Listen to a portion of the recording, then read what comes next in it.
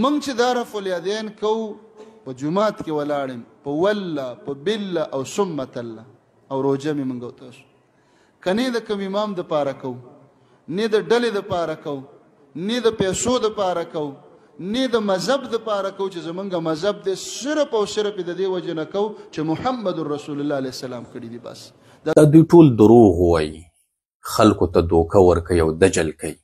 والله بالله ثم تالله که وهابیان رفع الیدین د دې وجې نه کوي چې په حدیث د رسول الله صلی الله علیه وسلم کې راغلی دي او یا دا د رسول الله صلی الله علیه وسلم نه ثابت دي، دې وجې نه کوي. بلکې دوی رفع الیدین د دې وجې نه کوي چې د دوی په سلفیت کې دي، نو ځکه دوی رفع الیدین کوي. او د هغې دلیل دا دی، نسائی شریف کې حدیث ذکر دی، اول جلد صفحه ده 180. دلته د مبارک باب لګی، باب رفع الیدین للسجود، او په دې کې حدیث ذکر کوي. أخبرنا محمد بن المثنى قال حدثنا ابن أبي عدي عن شعبة عن قتادة عن نصر بن عاصم عن مالك بن الحويرث أنه رأى النبي صلى الله عليه وسلم رفع يديه في صلاته وإذا ركع وإذا رفع رأسه من الركوع وإذا سجد وإذا رفع رأسه من السجود حتى يحاذي بهما فروع أذنيه. دلته په دې حدیث کې راغلل چې رسول الله صلی الله علیه وسلم با الرفع الیدین کول، لاسونه به پورته کول.